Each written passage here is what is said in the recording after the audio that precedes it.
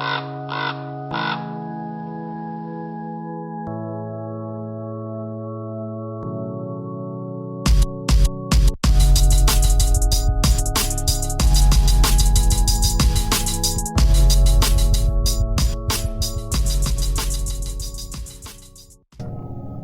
the first thing you're going to need is the broom handle.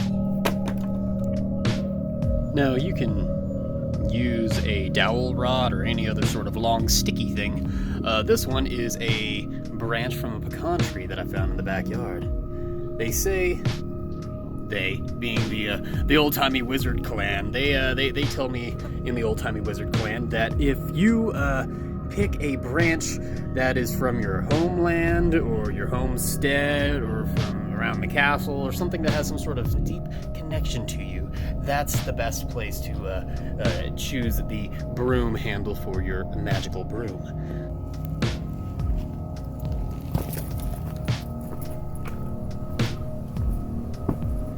Okay, Tree, you know the deal. They said in the Old Timey Wizard Club that I had to ask permission to chop off one of your limbs. Now, you know how this goes. I need a branch, and you have branches. So, I'm going to ask you politely, and you better say yes! Otherwise, you know what's gonna happen either way. Oh, hey, look, there's a toilet over there that has a branch. Alright. Thanks, Tree. So the first thing I did was I executed a sawing technique right next to my thumb. That is only done by professionals and not by novices. And then, with a little bit of wedge foot action from the demon boot, I was able to snap it off. Get a nice end to it. Now what I'm doing is I'm taking my multi-tool and I'm just de-stumping some of those knobs that are coming off. That way it doesn't hurt the hand so much. Now I'm just whittling a little bit, not to take too much of those awesome cracks that are running through the entire thing off, just enough to just soften it up a little bit. You could actually smooth an entire branch out if you want to. And kind of round off the end a little bit, just to make it look nice.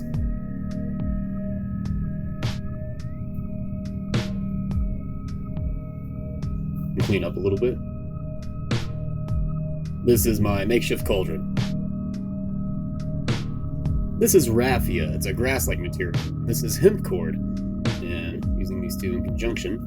Whenever I was watching other broom making tutorials, they said that if you soaked this raffia material in water, it made it a little bit more pliable. So what I did was I bound some of the hemp cord around the end of it and began to soak it. Yet nobody told me that it would create a massive staining effect, so gloves on. And whenever you splotch it down, you will notice that with this stained raffia material, it will leave things that are reminiscent to great works of art, which you could sell for top dollar. As well as whenever you blot it down, the rag you use as well can be its own form of fine art if you look at it like that. Now, into the cauldron goes some mugwort, some rosebuds, and some more black paint, and some cemetery dirt from some ancestors for no real reason. And is liberally applied to the sticky thing. I realized it couldn't be black. It needs to be more black. So I went ahead and I made it more black, being sure to be as clean as possible during this execution. And then you let it dry. Don't touch it. And since there's some free time, go head over to the local coffee shop and get caffeinated while you plan the next move. Which will be doing a little bit of wire wrapping around a crystal.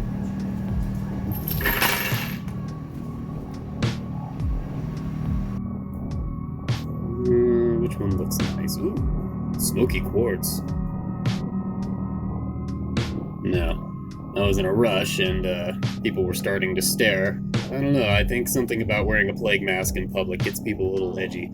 So I was trying to work quickly and do a simple wire wrapping technique where the wire just hugs around the crystal, then you twist it around a little bit, keeping it tight the entire time. You twist it around, hug it around, twist it around, hug it around, twist it around. And the gloves became a little bit problematic. They were actually snagging inside of little twists every time I was doing it, and it became rather infuriating. But I continued forward. I'm sure other people that are better at wire wrapping will do a much better job at this sort of project. And then I got my gloves stuck. And then I had to make sure I could feel out a little bit, and then I realized that the rubber glove is going to be a part of the experience now. And will now join the magic broom art supplies. Little bits of rubber stuck in between the wire. And I make 2 loops at the end. I could have reinforced them. I could have double wire wrapped. I could have done a bunch of things. I could have done many things. I could have been a clown. And you realize that it's good enough, and you should probably move on with your life.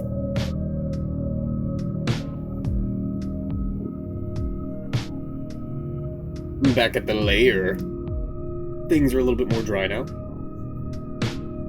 So let's take it on over to the workbench and turn this thing into a broom.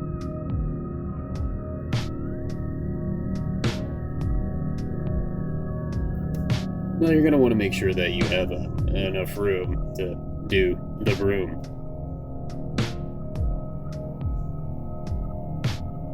Let's get started.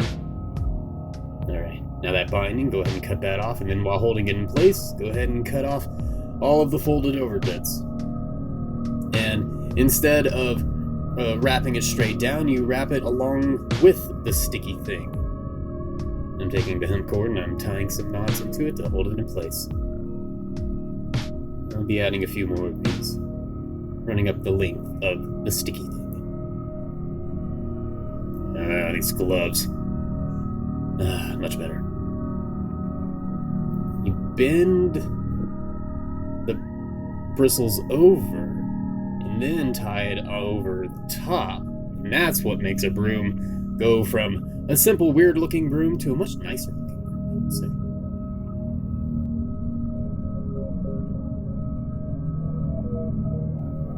This hemp cord could have been stronger. Could have used barbed wire. Looking nice. I decided to give it a little bit of a haircut. You can make it longer or more raggedy if you wanted to.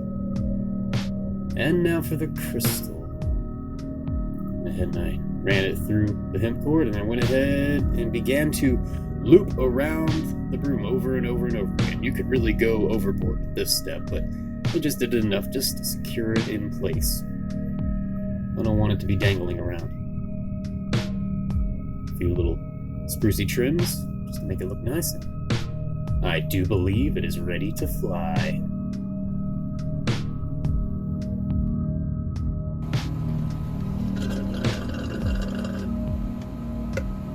It's done. A magical broom. Away!